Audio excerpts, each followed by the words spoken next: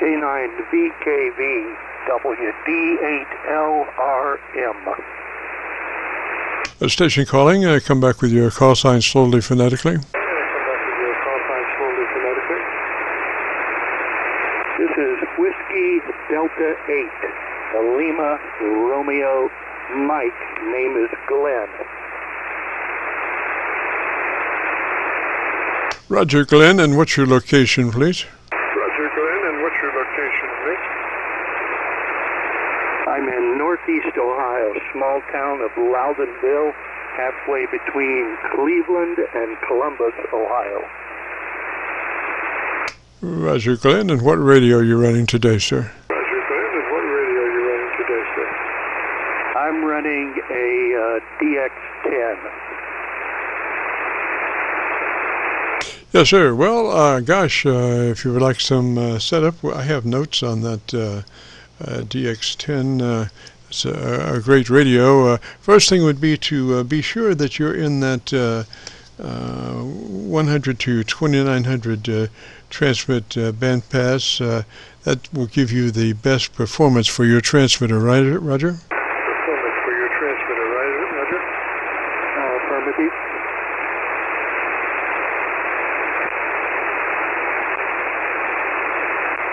No, are you familiar with that TBW position there? It probably has, I think that 10 has 3 options, and 100 to 2900 is one of those? 100 to 2900 is one of those? I'm not sure about that. I'm not very familiar with the radio yet. Ah, well, make a note then that you want to be sure. Now, you know, most of the times everything's cool, and that radio, when you buy it, is in the wide mode. But I have seen some that you know, came back say from repair, and they're not in that wide mode. And what happens is if they're in those lesser modes, then that starts messing with your top end and starts rolling off your top end.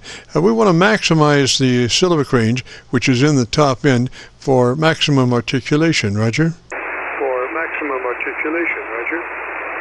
Affirmative.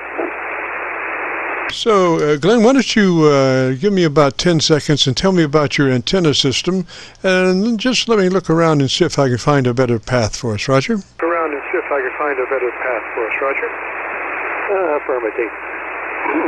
Yeah, this is Whiskey Delta 8. So Mike, Loudon, we're running on the DX-10.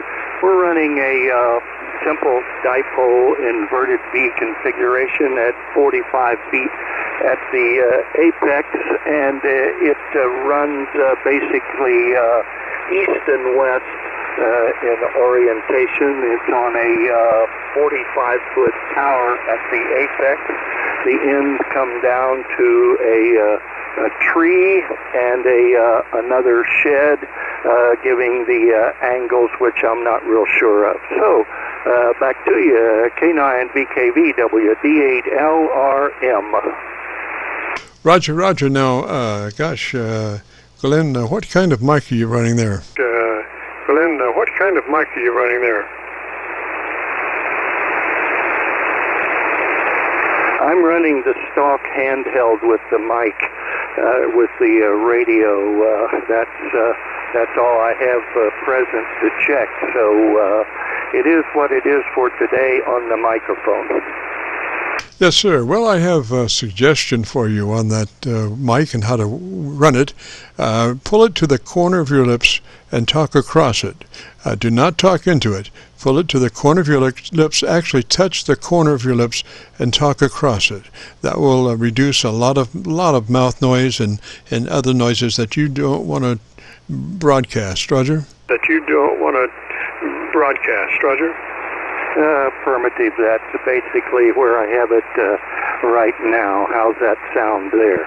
Oh, that was excellent. That was excellent. I couldn't tell that you were on a hand mic, and that's the thing, you know. Usually, I can spot that right off because people, pull that mic right in front of them and start talking, and you can't do that. It just makes too much noise. So the way you just did it is just ideal. Now, if you'd like to take some notes. Since you're unfamiliar with your radio, maybe I can give you some notes that when you have time at your leisure, you can look in the book and, figure out where they are and how to adjust them, Roger. Figure out where they are and how to adjust them, Roger. Affirmative, that would be helpful. Yes, sir. So after we make sure that radio is in the wide 100 to 2900 transmit bandwidth, we move to our compressor processor, and we want that on a 3 out of 10 or 30 out of 100. It just depends on how, if it's labeled 0 to 100, we want it on 30. If it's labeled 0 to 10, we want it on a 3. Just a third of that compressor processor capability, Roger. Compressor processor capability, Roger. Affirmative. You're talking about just the processor level? Yes, sir. Usually, most radios we're going to have one input level. Some radios have an output level and an input level, and we deal with that. Usually that's like 50 in, 50 out, 5 in, 5 out to start, and then see where that goes. But most radios just have an input level control, and we just want it on a third of that compressor processor capability, which is, like I told you, a 3 out of 10 or 30 out of 100, Roger. 3 out of 10 or 30 out of 100, Roger. Affirmative. Okay, then after you get that in there, move to your ALC with mic gain in hand. And as you say the magic word audio, don't stress it, just say it, and adjust your mic gain until your ALC meter is running 7. Running 7 on your ALC meter by saying audio and adjusting the mic gain control to get you to 7 on your ALC meter, Roger. To get you to 7 on your ALC meter, Roger. Affirmative. I have that down. All right, and then into your EQ, equalization or tone control or whatever they want to call it, and we want to brighten it just a little bit to make sure we get that articulation up. And so we would usually suggest a +3 clicks treble boost from where you are on that treble control on your EQ, Roger. On that treble control on your EQ, Roger. +3 on the treble. Yes, sir, and maybe 1 minus on the bass, and we want to make sure that the mid-range is flat. That mid-range is flat. The whole idea behind an equalizer is to strike a balance between the top treble control and the mid-range, and the bass control and the mid-range. So much so that the 7300 and the 7610 don't even bother putting a mid-range control in there because they want you to keep that flat. So what happens is if you start playing with that mid-range tone control, if you boost it, it makes it so much harder for the top and the bottom to catch up for balance. So just make that mid-range control flat or off, depending on which is easier. Flat or off, depending on which is easier. Okay, I have that. Roger, and gosh, maybe you've got all those notes. Maybe you can crank those in at your leisure, and then join us next Friday, and we'll see how all that sounds. And in between now and then, if you'd like to hear your audio, if you go to YouTube and do a call letter search for KC9VKV, followed by the word logbook, that will take you to this recording.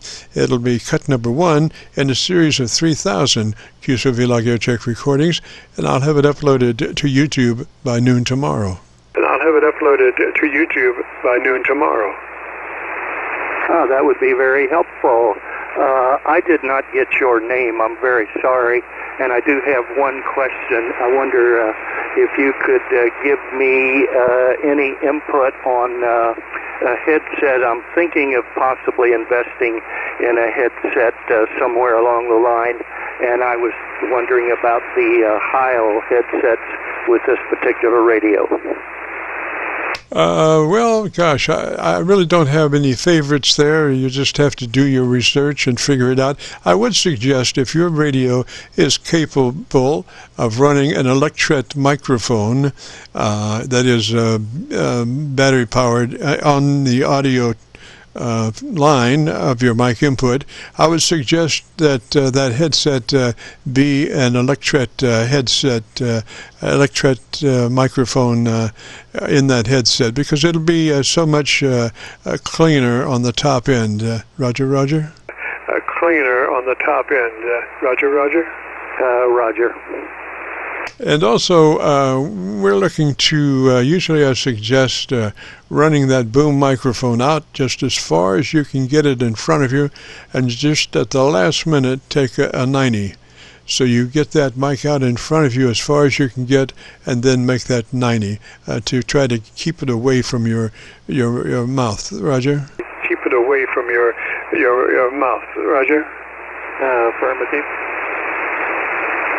So that's it, and I'm sure there's a fine assortment of Heil microphones out there. That man was just immaculate as far as audio. He really understood all about audio.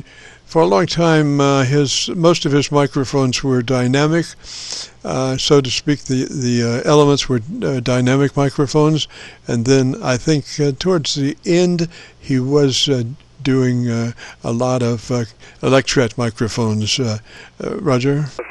Electret microphones. Roger? Affirmative. Yeah, big loss when we lost him. Yes, sir. Definitely a father of amateur radio, and he had lives before that in rock and roll. The man was just everywhere doing everything, and he will be missed. We're doing everything, and we will be missed.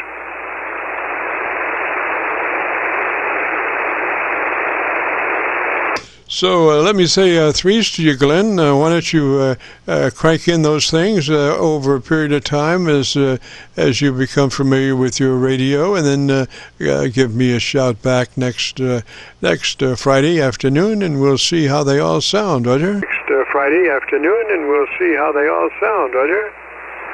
Very good. How does this sound from a starting point there on a scale of 1 to 10?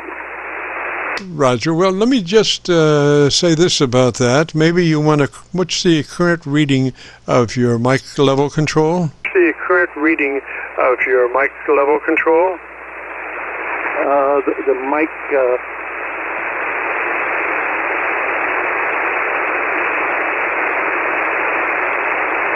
mic level is at 30. Okay, pull that up to 50. Go ahead and take that on up to 50, Roger. Up to 50. Go ahead and take that on up to 50, Roger.